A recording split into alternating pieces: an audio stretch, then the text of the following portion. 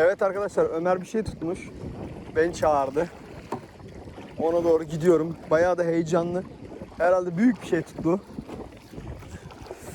Ben de çok heyecanlıyım. Bakalım ne yakaladı acaba.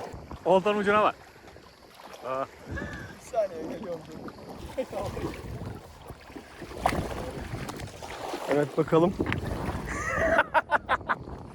Ben elimde görmüyorum arkadaşlar.